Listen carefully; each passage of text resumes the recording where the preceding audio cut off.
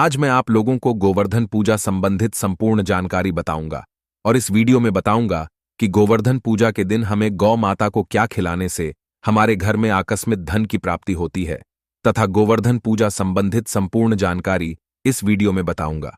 अपना कम से कम 8 से 10 मिनट का बहुमूल्य समय जरूर, फिर आपको समझ में आ जाएगा हमें जो है गोवर्धन पूजा क्यों करनी चाहिए और हमें गौ माता को इस दिन अंकुर क्यों खिलाना चाहिए। वीडियो को ध्यान से देखना। दोस्तों देखिए, गोवर्धन पूजा कार्तिक महीने की शुक्ल पक्ष की प्रतिपदा को अर्थात प्रथम दिन को मनाई जाती है।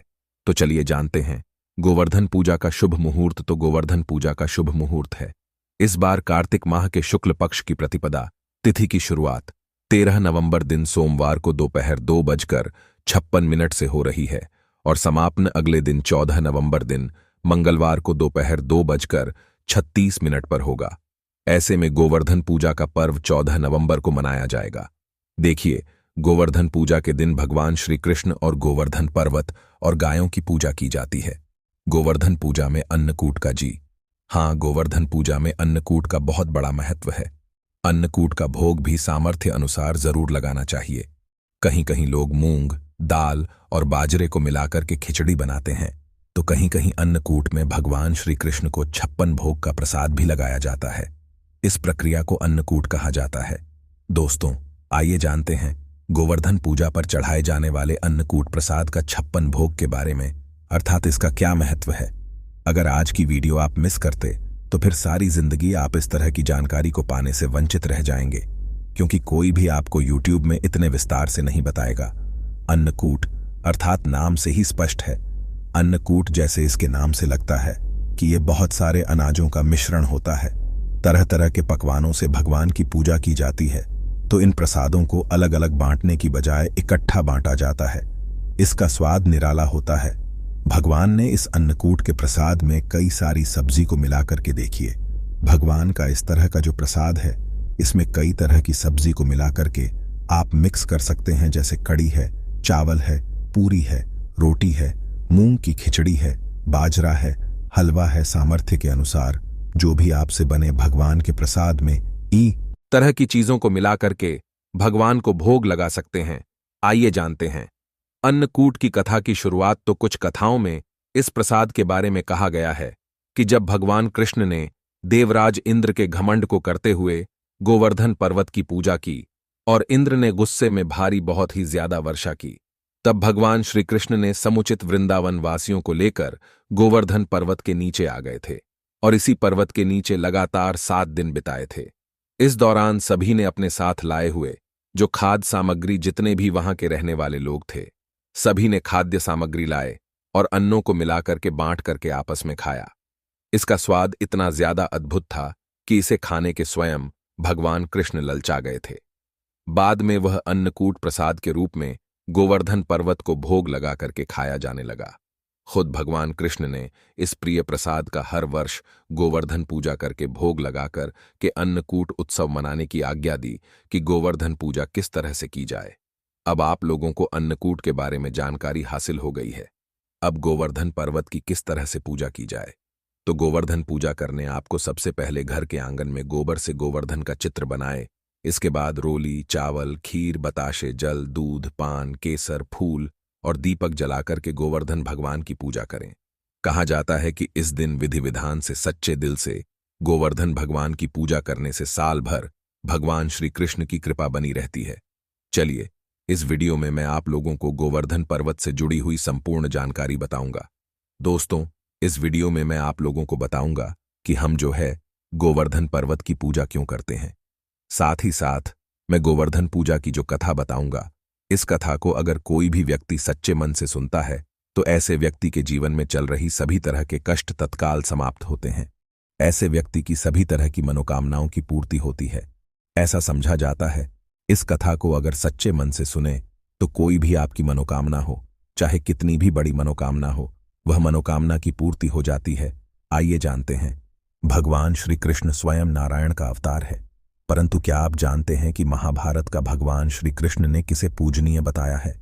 गोकुल वृंदावन के लोगों को किसकी पूजा करने के लिए प्रेरित किया था। देवकी नंदन भगवान श्री कृष्ण ने गोकुल और वृंदावन के लोगों को गोवर्धन पर्वत की पूजा करने के लिए प्रेरित किया था। तभी से भक्तजन इस पर्वत की पूजा करते हैं।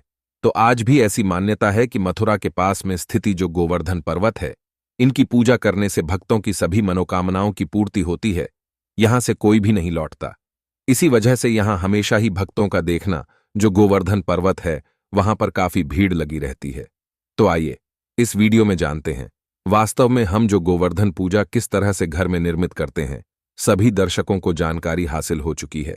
अब इनकी पूजा क्यों होती है, इनकी पूजा होने के पीछे क्या कारण है। तो गोवर्धन पर्वत की ऊंचाई आपने देखी होगी। आज से काफी पहले काफी दिखाई देते थे, परंतु हजारों साल पहले ये बहुत ही ऊंचा था, विशाल पर्व था, और इस पर्वत की ऊंचाई लगातार घटती जा रही है। इस संबंध में शास्त्रों में एक कथा बताई है। इस कथा के अनुसार गोवर्धन पर्वत को तिल तिल करके घटने के लिए एक रस्य ने श्राप दिया था। श्री कृष्ण ने गोवर्धन पर्वत को भगवान का रूप बताया है और उसी की पूजा करने के लिए सभी भी को प्रेरित किया था। आज भी गोवर्धन पर्वत चमत्कारिक रूप से भरा हुआ है, सभी तरह के लोगों की इच्छा को पूर्ण करता है। गोवर्धन पर्वत की करने वाले हर व्यक्ति को जीवन में कभी भी पैसों की कमी नहीं होती। साथ ही साथ गोवर्धन पूजा करने वाले लोगों को भी पैसों की कमी नहीं होती। ऐसा समझा जाता है कि महाभारत काल में गोवर्धन पर्वत की ऊंचाई करीब 30,000 मीटर थी, जबकि वर्तमान में यह पर्वत करीब 30 मीटर ऊंचा ही रह गया है। गोवर्धन पर्वत की ऊंचाई लगातार घटती जा रही है। इस संबंध में गर्भ संहिता में एक कथा बताई है। दोस्तों, कथा के अनुसार भगवान श्री कृष्ण ने अवतार लेने के पूर्व राधा जी से भी पृथ्वी लोक में साथ चलने के लिए निवेदन किया था। इस पर राधा जी ने कहा कि मेरा मन पृथ्वी पर वृंदावन, यमुना और गोवर्धन पर्वत के बिना नहीं लगेगा। यह सुनकर श्री कृष्ण ने अपने हृदय की ओर दृष्टि डाली, जिससे एक तेज निकला और राजभूमि पर जाकर के गिरा। यही तेज पर्वत के रूप में परिवर्तित हो गया। शास्त्रों के अनुसार यह पर्वत रत्नमय झरने, कदम आदि वृक्षों से सुशोभित है और अन्य सामग्री भी इसमें उपलब्ध थी। इसे देखकर राधा जी बहुत हुई और तथा भगवान श्री कृष्ण के साथ उन्होंने भी पृथ्वी पर अवतार धारण किया था। इसकी कुछ रोचक भरी कथा। एक कथा के अनुसार भगवान श्री कृष्ण की प्रेरणा से शाल्मिक द्वीप ने द्रोणाचल की पत्नी के गर्भ से गोवर्धन का ध्यान से येगा भगवान श्री कृष्ण की आज्ञा के कारण ही शाल्मिक द्वीप में द्रोणाचल की पत्नी के गर्भ से गोवर्धन का जन्म हुआ। ध्यान से सुनना, भगवान के जन्म से वृंदावन जो यमुना है वो बहुत ही खुश थी। गोवर्धन को भगवान का रूप ही जान करके सुमेर है, हिमालय है, जितने भी पर्वत है, ये सब ने गिरिराज बनाकर के जो गोवर्धन पर्वत है, इनकी पूजा की एक समय तीर्थ यात्रा करते हुए ऋषि गोवर्धन पर्वत के समीप पहुंचे। पर्वत की सुंदरता देख करके ऋषि मंत्र मुक्त हो गए तथा द्रोणाचल पर्वत से निवेदन किया कि मैं काशी में रहता हूं, आप अपने पुत्र गोवर्धन को मुझे दे दीजिए, मैं उसे काशी में स्थापित करके रहकर पूजा करूंगा। द्रोणाचल, देखिए द्रोणाचल पुत्र वियोग से व्यतीत हुए, परंतु गोवर्धन पर्वत ने कहा कि मैं आपके साथ में चलूंगा, किंतु मेरी एक शर्त है, आप मुझे जहां रख देंगे मैं वहीं स्थापित हो जाऊंगा। पुलाक्ष जी ने गोवर्धन पर्वत की ये बात मान ली। गोवर्धन पर्वत ने ऋषि से कहा कि मैं 2 योजन ऊंचा एवं 5 योजन चौड़ा हूं, आप मुझे काशी कैसे ले जाएंगे। तब कुलाक्ष जी ने कहा कि मैं अपने तपोवन से तुम्हें अपनी हथेली पर उठाकर ले जाऊंगा। तब गोवर्धन पर्वत ऋषि के साथ चलने के लिए सहमत हो गए। रास्ते में ब्रज आया, उसे देखकर गोवर्धन की पूर्व स्मृति जागृत हो गई। कैसे पूर्व स्मृति, वह सोचने लगा कि भगवान श्री कृष्ण राधा जी के साथ यहां आकर के बाल्यकाल और किशोर कल की बहुत से लीलाएं करेंगे। यह सोचकर गोवर्धन पर्वत पुलास्य ऋषि के हाथों में और अधिक भार हो गया, जिससे यश को विश्राम करने की आवश्यकता महसूस हुई। दोस्तों, इसके बाद ऋषि ने गोवर्धन पर्वत को ब्रज में रख करके विश्राम करने लगे। ऋषि ये बात भूल गए कि उन्हें गोवर्धन पर्वत को कहीं रखना नहीं था। कुछ देर बाद ऋषि पर्वत को वापस उठने लगे, परंतु गोवर्धन ने कहा कि ऋषिवर, अब मैं यहां से कहीं नहीं जा सकता। मैंने आपसे पहले ही आग्रह किया था कि आप मुझे जहां रख देंगे मैं वहीं स्थापित हो जाऊंगा। तब पुलाक्ष जी उसे ले जाने की हट करने लगे, परंतु गोवर्धन वहां से नहीं हिले। तब ऋषि ने उसे श्राप दिया कि तुमने मेरे मनोरथ को पूर्ण नहीं होने दिया, अतः आज से प्रतिदिन तिल तिल कर तुम्हारा क्षरण होता, फिर एक दिन तुम पूर्णतः धरती में समाहित हो जाओगे। तभी से गोवर्धन पर्वत तिल तिल करके धरती में समा रहे हैं। इसका प्रमाण आपको कलयुग में आज भी दिख रहा है। भगवान श्री कृष्ण ने अपनी समस्त कलाओं के साथ द्वापर युग में इस पर्वत पर भक्तों को मुक्त करने वाली कई लीलाएं थी। इसी पर्वत पर को इंद्र का मान मर्दन करने के लिए उन्होंने अपनी सबसे छोटी उंगली पर 3 दिनों तक उठा करके रखा था।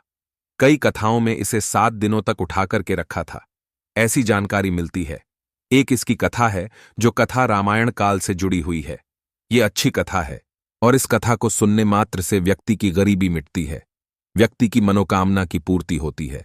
दोस्तों, पौराणिक धर्मशास्त्रों की माने तो जब त्रेता युग में भगवान विष्णु ने राम के रूप में अवतार लिया था और वनवास के दौरान उनकी पत्नी अर्थात माता सीता जी को लंकापति रावण ने छल करके अपहरण करके लंका में ले गया था, तो उस दौरान भगवान श्री राम ने लंका पहुंचने के लिए वानरों की विशाल सेवा के साथ समुद्र पर राम का निर्माण करा रहे थे। ध्यान से सुनना, कहा जाता है कि इस समय समुद्र में राम सेतु का निर्माण के लिए बहुत अधिक पत्थर और पेड़ पौधों की लकड़ी की आवश्यकता थी। कहा जाता है कि राम भक्त हनुमान जी ने इन्हीं पत्थरों के संग्रह के लिए हिमालय की ओर गए थे और वहां पहुंचकर हनुमान जी ने एक विशाल पर्वत को अपने हाथों में उठा लिया था। तब उसे लेकर हनुमान जी समुद्र की ओर उड़ चले। इस दौरान हनुमान जी को रास्ते में पता चला कि राम सेतु का निर्माण पूरा हो गया है और हनुमान जी इस दुविधा में पड़ गए कि अब क्या किया जाए, इस पत्थर का क्या किया जाए, इस पर्वत का क्या किया जाए। तब उन्होंने उस विशाल पर्वत को वहीं जमीन पर स्थापित कर दिया। दोस्तों, कहा जाता है कि हनुमान जी के द्वारा जमीन पर रखा गया विशाल पर्वत कोई और नहीं बल्कि गिरिराज अर्थात गोवर्धन पर्वत था, जिसे बाद में गोवर्धन पर्वत के नाम से जाना जाने लगा। जिसके बाद गोवर्धन पर्वत बहुत निराश हुए और उन्होंने हनुमान जी महाराज से आग्रह किया, अपना दुख सुनाया। ध्यान से सुनना, गोवर्धन पर्वत ने कहा कि हे भक्त शिरोमणि हनुमान जी महाराज, मैं प्रभु श्री राम के ही ना काम आया और ना ही अपने स्थान से जुड़ सका। जी हां, न मैं प्रभु राम के काम आया क्योंकि समुद्र जो है बन चुका है, और ना मैं अपने स्थान से जुड़ा रह सका, अर्थात मैं अपने माता पिता से विलग्न हो गया। और जो है, इस तरह से प्रार्थना करते हुए गोवर्धन पर्वत निराश हो गए। निराश देख करके हनुमान जी महाराज को बहुत ही दया आई, क्योंकि हनुमान जी महाराज बहुत ही दयालु थे। तब भक्त शिरोमणि हनुमान जी ने गिरिराज अर्थात गोवर्धन पर्वत को आश्वासन दिया कि द्वापर युग में जब मेरे प्रभु श्री कृष्ण के रूप में आएंगे, तब उस दौरान वह आपके आसपास ही अपनी बाल लीला करेंगे और आपको अपनी उंगली से उठा करके देवतत्व रूप में प्रतिष्ठित करेंगे, जिसके बाद सभी लोग आपकी हमेशा हमेशा के लिए पूजा अर्चना करते रहेंगे। दोस्तों, इसीलिए तो साक्षात गोवर्धन को धन कहा जाता है, जो सोना, चांदी, हीरा, मोती से भी बढ़कर धन होता है। गोवर्धन यानी सबसे बड़ा धन तो यही है। दोस्तों, कहा जाता है कि हनुमान जी के द्वारा की गई भविष्यवाणी को सिद्ध भगवान श्री कृष्ण जी ने इंद्र के क्रोध से लोगों को बचाने हेतु गोवर्धन पर्वत को अपनी उंगली पर धारण किया था। आप सभी दर्शकों को जरूर पता होगा जो गोवर्धन पर्वत है, इसे भगवान विष्णु जी का स्वरूप भी कहा जाता है, क्योंकि इंद्र ने वज्र के असर से कई बार गोवर्धन पर्वत को तोड़ने का प्रयास किया। देखिए, अगर कोई साधारण पर्वत होता तो वज्र के असर से वह टूट जाता, परंतु गोवर्धन पर्वत भगवान का ही अंश था। ऐसा जाता है कि अगर कोई भी व्यक्ति सच्चे मन से इस कथा को सुनता है या फिर गोवर्धन पर्वत की अपने घर में गोवर्धन बना करके उनकी पूजा करते हैं, गाय को अन्नकूट खिलाते हैं, तो ऐसे व्यक्ति की सभी तरह की मनोकामना पूर्ण होती है। ऐसे व्यक्ति के ऊपर में भगवान श्री कृष्ण अपनी कृपा बरसाते हैं। सच्चे दिल से कमेंट बॉक्स में जरूर लिखना, राधे राधे, जय श्री कृष्ण। गोवर्धन की हार्दिक शुभकामनाएं। जय गोवर्धन।